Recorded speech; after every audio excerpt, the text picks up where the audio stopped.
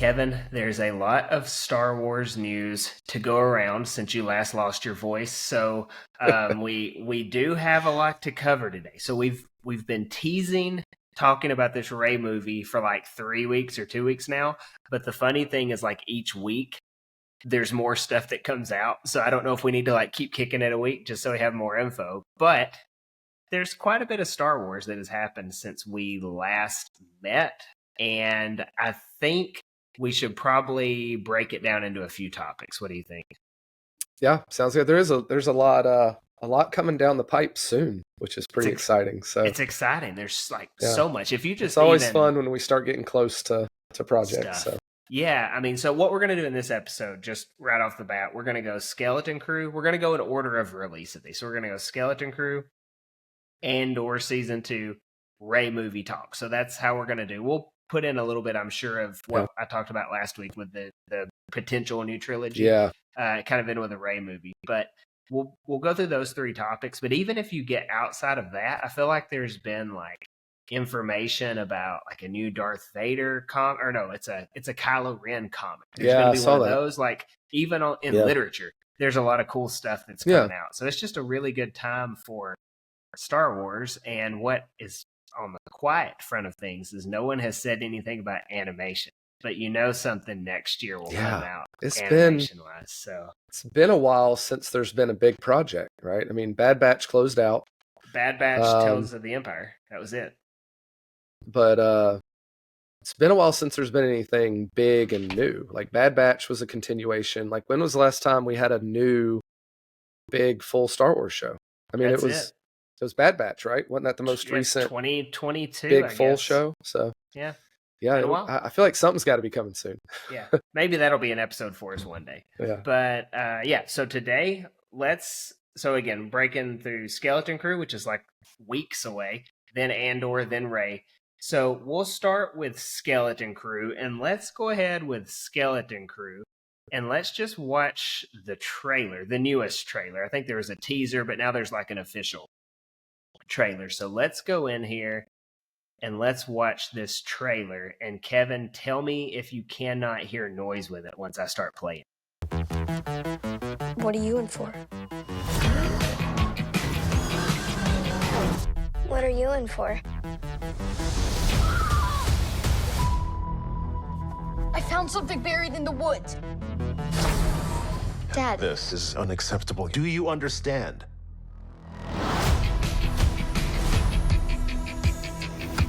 What do you think it is?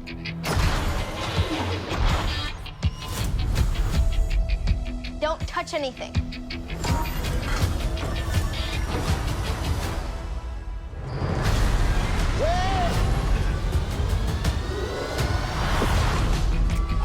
What did you do? We're lost. Really lost. Stay together. We just need some directions home. Come on, kid. Pay up. Whoa! Where'd you two find an old Republic credit? Help! Over here, quick. I'll get you home. We'll make a partnership. But we have to move fast. I need you to take the controls. Okay. Neil? Neil?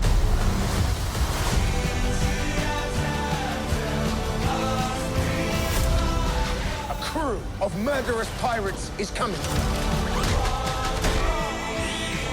Something's wrong. They're not going to just turn up. We need to find them. We're not alone down here. Oh, be warned of booby traps. Pirates and mountains where none dare to go. If you hear this, don't give up. No matter what.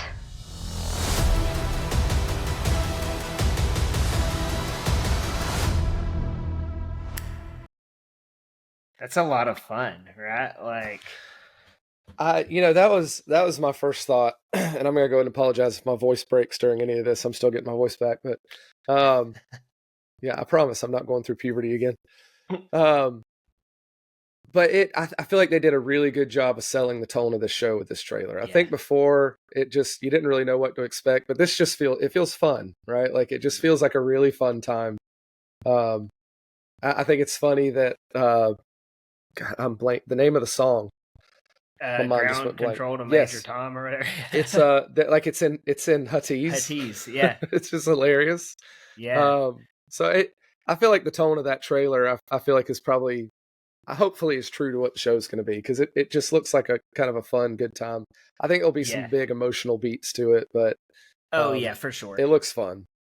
Yeah, I agree. Like when I first watched that one, I mean, when you watch the teaser, I guess from a few months ago, Yeah, it was good too, but it didn't. You got kind of the coming of age vibes in it, but this was just like I think what I said was entering the fun zone, like with the show. I mean, just between the music, the adventure, it's like a treasure hunt. So I mean, it's very like '80s movie vibes type stuff there. It just seems like it's going to be so much fun. I mean, we haven't seen anything yet, but the kids, the actors they've got, just from the preview, it seems like they have like kind of a good chemistry going with them. We still don't have much on Jude Law's character, which I think is cool that we don't have too much on him yet. Some Easter egg stuff in that trailer, I believe. So I think there's a lot of fun going on there. Yeah, I'm looking forward to when we do our prediction episode. I think it's going to be a lot of fun to kind of filter through what you see in the trailers and try to put together. One thing I think they've done a good job of, and maybe, I don't know, maybe they learned this from the Acolyte, because I think one thing that a lot of people don't agree on is that the Acolyte stuff, like they gave away too much. They gave away the trailers, it was a lot. I feel like with this trailer, like it kind of gives you that tone, kind of sets the stage for what we're getting with, but it doesn't really give away too much about the story, which I appreciate. Right. So I'm looking forward to it a lot. Well, I mean, especially like with the fact that they were like, you knew they were twins, like before it even was a lot happened. Like it was a lot of stuff. You kind of forget that with all the other backlash, right, wrong, or indifferent. But they went on so much like press and articles and things like that was just kind of giving you a lot of the story between the trailer and the press and everything else. So yeah, I like that we don't know too much going into a Star Wars show. I think that's the way it should be. It allows us to speculate wildly about things. So I'm a fan. I'm a fan of that strategy. I think it'll be fun, because I think there are some potentially big connecting pieces and things in there that could tie back into what's been going on elsewhere in the Star Wars galaxy. So I think the prediction episode will be a lot of fun. Yeah, I'm gonna have to do some reading and some thinking, because my initial predictions a long time ago were like they were gonna get lost in a different galaxy, and that would be the get Ahsoka home vehicle. Yeah, but that's now like just out the door, because we know season 2 is gonna have to deal with the whole Mortis thing. So I do think there's potentially some connection still there, though. I think that'll be interesting. So based on some of the stuff we see, I don't know. I feel like the end of this, I'm not going to say too much because we will do a prediction episode, but I think somehow the end of this, and we'll get into specifics another week, so teaser for that episode, but I do think somehow there's going to have to be like maybe at the end of this, towards the end, you get kind of some information on what's going on with Mando and maybe Ezra and Hera and everything with the New Republic. There's got to be something that brings you to the next thing, because this is it before the Mando movie, I believe, as far as this story goes. We could get surprised, but I think this is it. So no, I think you're right. And I think I might know what that is. I think some people have picked up on something that could be a big tie-in. So yeah, we'll talk on that though. Probably not next week, but maybe the episode after next. Because one thing very close to the actual. I know it's 3 weeks. 3 weeks. Is that what it is? Yeah. One thing I will say is I was thinking about this watching it. As much as you love or hate recent Star Wars stuff, they always get the droids right. I feel like there hasn't been a bad droid addition. Like between you go back to Chopper and then Hu Yang's live action appearance has been so good. And you go back to like BB-8, even Pip from Acolyte and B2 and K2, BD1, like going to the game stuff. Pretty funny too. Yeah. And then the Outlaws game, I don't think you've played it, but like Indy 5 is like one of the coolest characters in that. And so this droid character in here looks really cool. I think it's like I think his name is like Smee SM33. It's like a pirate droid. Yeah. I love the droids, and so he looks like he's going to be a really cool character. I agree. So I thought that droids too. have been a home run with Disney. I've Yeah. yet to meet a bad droid, I guess. No, and I feel like it's kind of a foolproof, Yeah. thing. Like, give them some personality, let them be kind of clunky, and let them be semi-essential. Yeah. And everyone's like, yeah, we're in. So, yeah. So challenge for those of you watching, can you come up with a droid that I should hate? I'm curious. Because I can't think of any droids that I just don't like. I'm just like, I hate that droid. What is Cad Bane's droid? Oh, I feel sorry for that guy. Just used and abused. Man. Yeah. It's funny. Yeah. Anyway, Dio that's like a megaphone. Random side note. So that's Skeleton Crew. We won't say too much other than the trailer has me so optimistic as vague as it is, and everything else. Just all the right tones for Star Wars. We'll even look past the guy having glasses in it.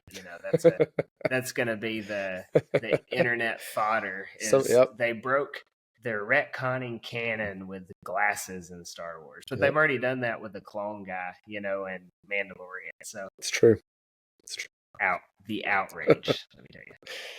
I'll tell you. I think after the Acolyte, people will forgive the glasses in space. I think. Yeah, people might be a little bit more forgiving of the usual things they might be outraged about. We've trailblazed past that, so that's the Acolyte. We have some Andor news though, and man, there's just today. So we're filming on I think it's still Tuesday. Yeah, we're filming on a Tuesday, and it's the 5th year anniversary of Mando, and Season also 1, there is a lot of Andor information coming out from D23 was in Brazil last week, and they're just kind of putting more and more out as we go. So let's just kind of run down kind of what we know from Andor. So we got the release date, April. What was the date? 20-something, I think. Was it 22nd? Let's see. I know I had a message on Instagram, telling like, oh, it's released. April 22nd, 2025. Yeah. Will be so I mean, really pretty quick turnaround. Because, I mean, Skeleton Crew will end what? It's 8 episodes? 8 episodes. Do we get 2 to start with or 1? I don't know. Either way, it'll end into January, roughly. Yep. It'll be over by the end of January. And then you're looking at 2.5 months and another show. It's a quick turnaround. Don't you 2 like big it, shows. Though? Yeah, I do. I mean, I know not everybody loves everything, but it's hard to complain to just have a nice stream of Star Wars. It's not movies, but it's it's fun. It's enjoyable. Like streaming. Yeah. It's been good. We'll have that in April, and it's 12 episodes. They've got to do some kind of multiple episodes together at some point for this. I would be shocked if they go 3 straight months of Andor. I would be really surprised if they did that. But either way, we're going to have 12 weeks of that because it's 12 episodes. And so each 10 to 12 weeks. Then every 3 episodes is its own arc, similar to the first one. Is that how they did that in season 1, or was it 4 episode arcs? It wasn't quite as neat. I mean, some of them kind of blended into each other, but there were roughly... There's only 2 episodes after the One Way Out, right? Yeah, the prison and the Planet Riot episode, they kind of run together in a way. Like a 6 Because he breaks out and it kind of runs right into that. Yeah.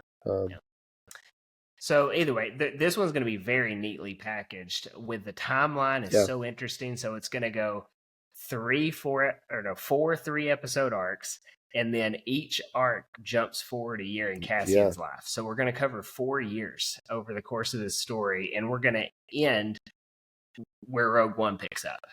Yeah, and that's cool. I mean, it's a pretty gutsy way to organize your plot, because I feel like you got to really if you're going to jump forward a year, you got to really make sure that they all feel different, right? Like, I think that's the challenge, is if you're going to jump forward a year, you want to feel like something's happened. Things have passed, things have changed. And so I do think that'll be a challenge is between each of those arcs to make it feel like things are different. Things have changed, things have passed. And so I'm optimistic, but I think that could be a really cool thing by the end of it to see quickly in 12 episodes this progression of 4 years. Could be really cool. Well, I'm just thinking about that. Like, so yeah, you're gonna have that. But the one thing Andor always gets kind of the benefit of that other Star Wars shows don't seem to get is every episode is pretty long. So like when you're getting those it's 3 episodes, it probably is going to be like say Ahsoka or Mandalorian, for sure the Acolyte. Like you're probably getting 1.5 episodes per, like for how it goes. So they typically go in that 45-minute range. So I think they can kind of let these stories breathe a little bit when you're getting an extra, essentially 1.5 episodes to tell this arc each time. Because these 12 episodes will essentially be like an 18 episode series. Yeah, no, you're right. It's really interesting to me because Disney's obviously seen some value in trying this, right? And they are, like you said, they're giving Andor the benefit of the doubt. I'm curious. I know it hasn't been the highest streamed show. I think it's been probably the most critically well received. So I was going to say, it's pretty safe acclaimed. to say. But I'm curious if they view this as a success, right? And is this something that they're willing to try with other shows? Because I would love to see little bit lengthier episodes in some of these shows going forward that allow them to do a little bit more. Because it's hard with short episodes to really develop things. You got to really pace it right, and it really shows when pacing is off. So I'd be curious as if Disney feels like this is worth gambling on going forward, because Andor definitely benefited from it. I mean, being able to develop some plot lines and stories. The director, though. Yeah, I mean, he had a vision. I mean, he had a very clear cut. Yeah.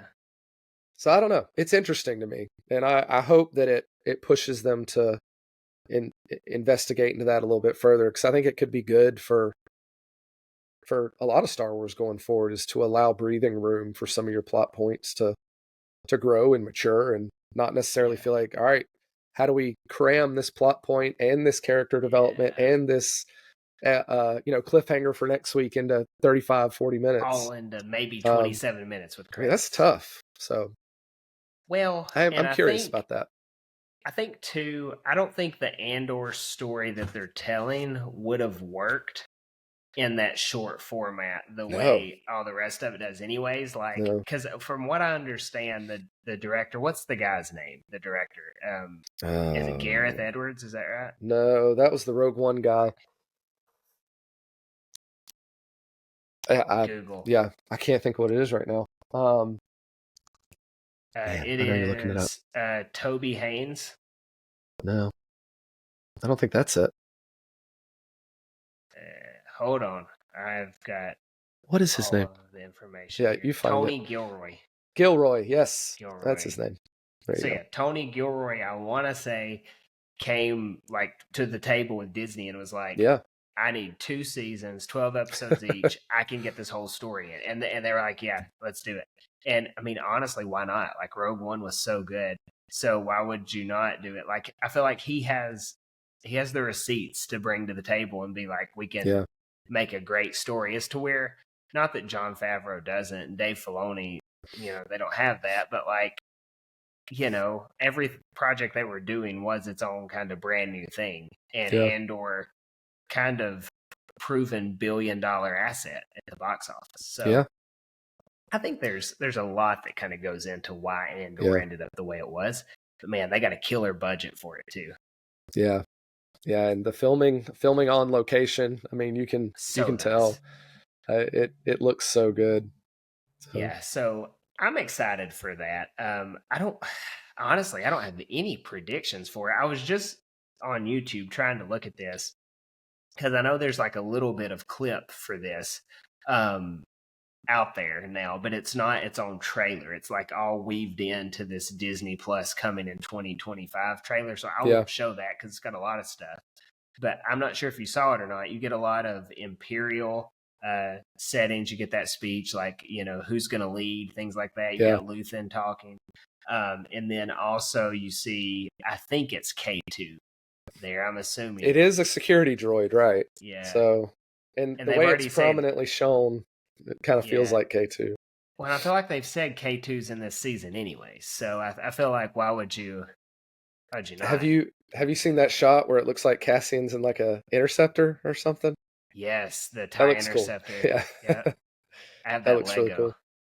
Yeah, and I think they got to be careful too, because I think that was, I mean, that was one of the really cruxes of the story in season one was the building of the tension, right? Like you can't give away too much, otherwise you can't rely on that tension that you're building that builds into whatever resolution you have. So Yeah. I expect them to not give away much at all. I expect it'll be sparse, much like, I mean, season one was sparse. I don't think any of us had any big idea of plot points going into season one.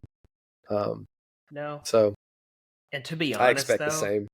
while Andor is the best story that they're telling, like even though it's not my favorite show, again, it's Sure. probably the best one they're putting together.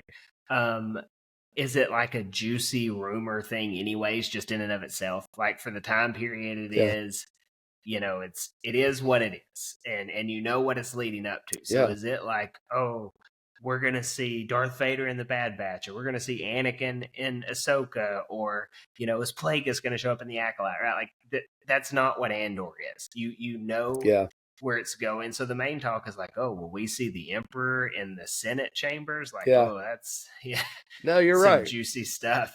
That's a good point. It's very, you know, there's different types of storytelling investment, right? You can invest in lore development and things like that, but this is really more of just it's the characters, right? Like nothing. I doubt they're going to change anything drastic that's going to make us go, wait, what happened during this time period, right? We know, right? We know where it goes, where it leads. This is 100% centered on Cassie and the people around him, which is cool because it is very different from a lot of other Star Wars, which is this kind of this balance between the characters and the larger picture, whereas this is really zoomed in now. So it's a different take. It's a different investment. It's a lot more stress and anxiety inducing as a watcher. But yeah, the pacing is perfect. It's got the drama. It's got everything. So no, I'm with you there. Now, for Andor as well, that's a little bit different. Like Mandalorian, I think kind of what you were getting at is it's almost turned into like this Avengers type thing where it was really focused on Mando, and now it's just kind of all over the place. I think Ahsoka might start to rein in a little bit now that they've got her by herself. But Andor kind of is the standard bearer of this genre of Star Wars, which is it's a cool thing. Like it's just super character focused, and I think I like it.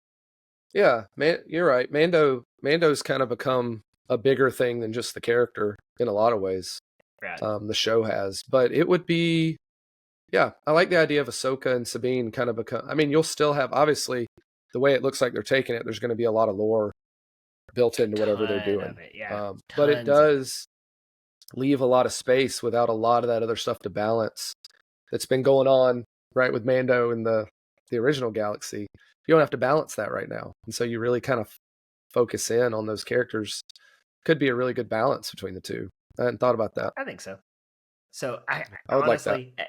April can't get here fast enough. You don't want time to be like just wishing it all by. But I do think having something to talk about for as long as it's going to be, and it's going to be very interesting story points. It's just going to be different than like when we're talking Bad Batch or when we're talking Acolyte or Ahsoka or anything like that, which I enjoy all that. Yeah. It's just going to be a different feel, and I'm looking forward to that. Yeah. So let's get into what we've been saying we're going to talk about for like quite a while now. Let's talk about the Rey movies. The way I was going to do this, and I just don't even think it's possible anymore unless I made like a spreadsheet, but I was going to like pull up an article that had like the update. And then it's like, well, this is 5 days ago and it's out of date already. So it's going to be like a bunch of articles. So essentially, just kind of run through this. We've got so they're on like their third writer, director, whatever, for Rey movie. It started off, it's been, when did they announce it? Star Wars, the last Star Wars celebration they had, which was in London, which has been like a couple years now. So you've got the Rey movie announced. They've got their story put in. The writer like put the story out there, got canned or left the project or whatever. Then you've got the is it the Peaky Blinders? He Yeah. was gonna do it, and then I guess Peaky Blinders called again or something like that. So Who knows? He's out. he's out, and so now like we're in the process of getting a new group to do this movie, but they keep saying all is still well. Then you throw in this Simon Kinberg news, which is like, are we doing a new trilogy? But no, it appears to be separate from the Rey movie, which is interesting thought there. Then we like have Daisy Ridley saying, hey, things are going good. It's like, well, I don't know, Daisy, things don't appear to be going very good. Yeah. But she's saying all the right things. Like, Yeah, oh, it's sure. exciting. I can't wait to be Rey again. I'm nervous about it, but it should be fun because it's been so long. Then you get like the idea that in the Rey movie, she's going to be like this Obi-Wan figure, which I think is a killer way to go about this. It's going to be 15 years after Rise of Skywalker. Yeah. So I don't know. She'd be kind of young to be at that point there. So I don't know. Maybe that time jump ends up being longer. Maybe it's just figuratively like the Obi-Wan figure. But this movie's all over the place, if it even happens at this point. Look, the number of movies that Disney has announced in the past 10 years, I'd be curious as to how many movies have they announced? Like, just even as a concept. I saw it on the threads the other day. First off, they need to chill with that. Quit announcing stuff if you don't even... Yeah. Well, I think it's I want to say I read that it's like 7 movies that they've announced that will never see the light of day, or 7 projects. Because I mean, Rian Johnson we're told he's got a trilogy. Then you've got, which I did see, Diamond Figs, Will of the Force, not Diamond Figs, Will of the Force said, he put up a post on his Instagram or Threads or something that the Rogue Squadron, the report is that it's still in production. So listen, I hope so. I know you want it. Yeah, that would make my day. Yeah, but yeah, man, it's a mess. The point remains, they announce a lot of stuff. I almost think they're just throwing stuff out there to see what sticks, and then they go with it. But which I is think a terrible the Rey idea. movie, it is, but I think the Rey movie would stick. I really do. No, and that's the thing is like that's why I wish they would commit to something and run with it, right? Not wait to see what backlash is, not wait to see how the audience, because there will be someone mad about what you do. No matter what you choose to do, someone's going to be upset. Unfortunately, that's the nature of the world. Everybody has a voice now, that's stupid. Which is I'm not a glad bad we thing. Have one though. Yeah, right. It's not a bad thing that people can vocalize whatever they want to vocalize, but at the same time, you can't listen to everybody. Yeah. Pick a project and run with it. Get the right people, get some good writers, commit to writing a good story, and just do it. But I do, man. I think they're so scared of messing up another project. They're having a hard time figuring this out. Sitting down on this one. I don't think so it's that hard it's a either, lot. though. That's the thing is I genuinely don't think this is that hard to figure out. Because they suck at figuring out what's going to make people mad. If they've been like testing the waters and are like, oh, we don't, they make people mad every turn. Like they make the majority mad. So like, again, maybe they just need to like figure out like, oh, we think this is going to make people mad and then do it anyways. Cause they're wrong. Like, you know, maybe they'll be wrong about it. And so, but this movie, like just look at what they've done. All right. So first you take Rey. She is, for whether you like it or not, I'm indifferent, but she's the Anakin Skywalker figure of this story. Now, like you've got Anakin, you've got Luke, and you've got Rey, and that's the path they've taken. Again, whether that's the path they should have taken or not, it doesn't matter because it's the path they have taken. So, if she's the next of the Skywalkers, I'll put it in quotes, but if she's that next continuation there, then you bring Hayden back in Kenobi and in Ahsoka. He was just raked over the coals for his, prequels. Yeah. But now, Beloved, I mean, you go to a con, he's the longest line there. People want to meet him. And so you look at the whole Luke Skywalker deal. Now, again, Luke's in a category of his own, but you bring him back in Mandalorian, and it's the greatest Star Wars streaming episodes they've ever done. Like, put the main character back in. All the Rey fans, it's been 10 years. There are 10-year-old kids who are 20 now that by the time this comes out, 21, 22, that like that was their person. That was their Anakin or Luke. They're like 18, 19, 20 and up. Like they're really gonna like this Rey movie. So do it. Like just put it out there. Be good about the story, and people are gonna go watch it. Like it's not that hard.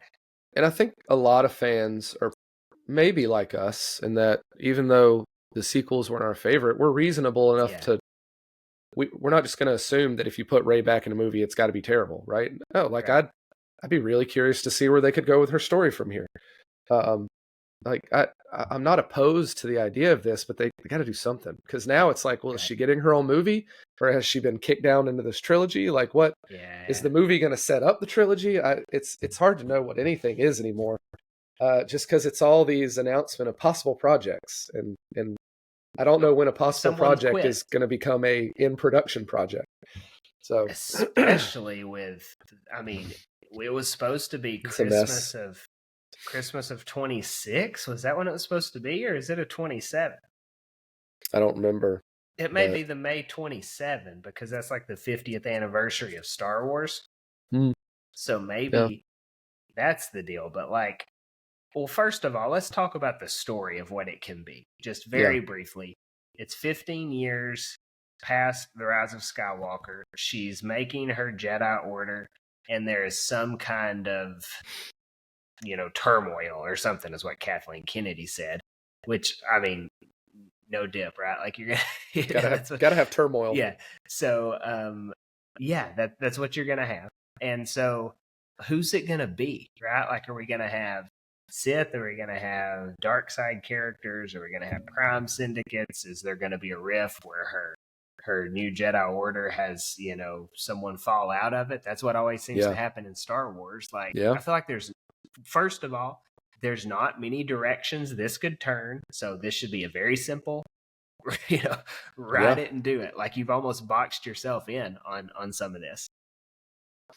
Yeah. And, you have a wealth of ideas to pull on, right? Like, I mean, if you look at any of the Legends stuff, there's ideas, there's characters, there's enemies. Like, you could pull any of that and make it your own. You don't have to make a one-to-one movie. I mean, Thrawn got brought in really well into the Star Wars universe.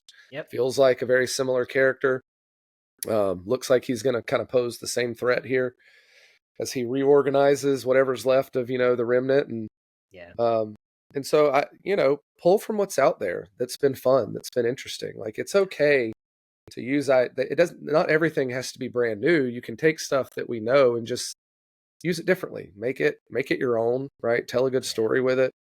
I don't think people need you to go in and do like this, cinema changing thing where Star Wars goes down this new bold route that it's never been seen before, right? No, just give us some good stories. Well with the Last Jedi. We just want some good stories. Yeah, right. People loved that. I mean, unanimously, The Last Jedi rocked the boat in all the right ways, right? Like, Hey, don't get me wrong. I don't want them to go in and copy all the Legend stuff one to one. I think that's a bad idea, because some of that stuff got a little crazy. But there's some great stuff out there. I was gonna say, some pull ideas. What you can.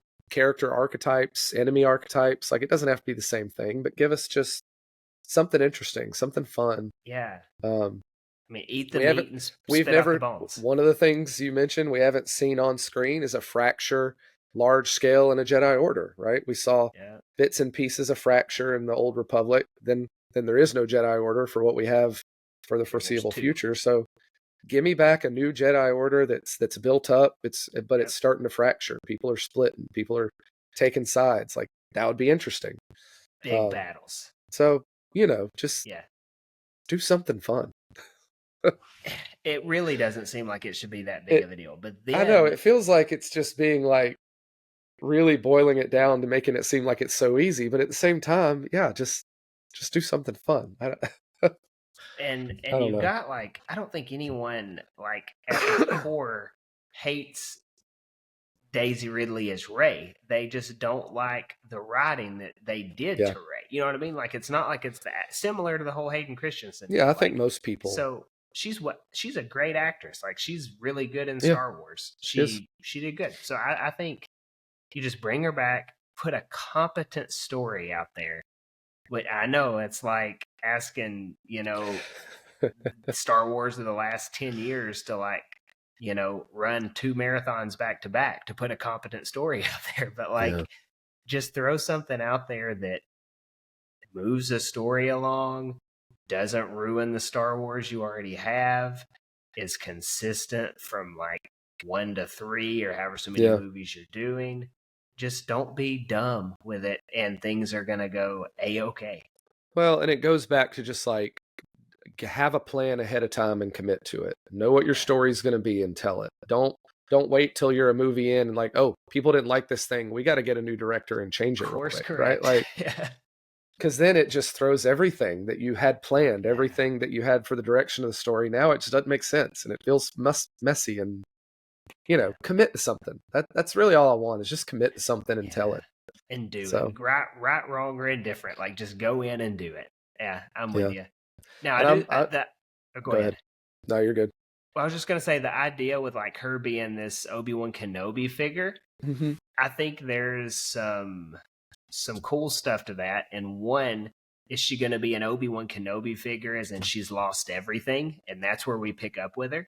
Or is she going to be an Obi-Wan Kenobi figure in that she's like a New Hope Obi-Wan? Like, okay, I'm hopping back in the game and we've got a big threat to stop. Because depending on which way you go there, like if you go Kenobi Obi-Wan, we're just a beaten down, broken person, versus the New Hope Obi-Wan, because the New Hope Obi-Wan implies that there are these two great big forces and he's got to hop in or she's got to hop in and get into this big fight that's already happened. They can't do that again. They can't have there's already a fight going on, Rebels and Empire, First Order and Resistance type thing, because then you've just not explained the whole thing again like they did in 7, 8, 9. But if it's she's lost everything and she's getting back up on her feet, and then you hop into a new Star Wars trilogy of 10, 11, and 12, like Rey movie is launching point to that new trilogy, I think that's an interesting idea.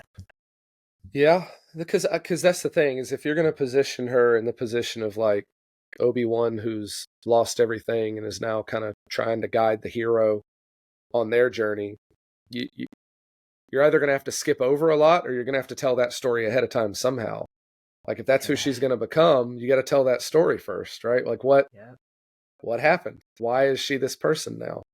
Or we could go, maybe we go back and she's like Kenobi, prequel Kenobi, where she's just kind of she's the leader in this Jedi Order. Yeah, she's the leader. Like everybody knows who she is. Like she's the Jedi, right? Like Kenobi was the guy, right? I mean, Anakin kind of stole the spotlight, of course, but I mean, Kenobi was the master.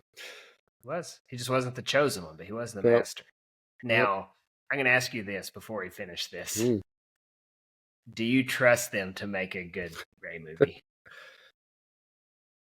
Man, it just goes back to what are they trying to accomplish? If they quit worrying about, okay, who's going to be mad? What are they going to be mad about? How do we counter what they're going to be mad about? If we have X, Y, and Z in the movie, that's going to make these people mad. So then we got to have A, B, and C in the movie to make sure these people aren't mad. But then where are we going to fit in, Q, R, S, T, U, V, because that's going to make these, like, if they take that approach where they're so concerned with we gotta have everything in a row so that every single Star Wars fan out there is happy and there's no backlash whatsoever, then no. I don't think they have a chance of making a good movie. I think they just need to get back to square one, get a writer who wants to write a good story, and let them write a story, commit to it, get people on board with the story, and then tell it like that. Just do that. Again, I know that seems simple, but I think once you start bringing in all the other stuff of worrying about who's going to be mad and who's going to like it, and I think you're shooting yourself in the foot. So find someone who really wants to write a Star Wars story, who's like, man, I have this great idea. I have this story. Like, they have a passion about it. Not someone you got to go track down and beg them to do the story for you.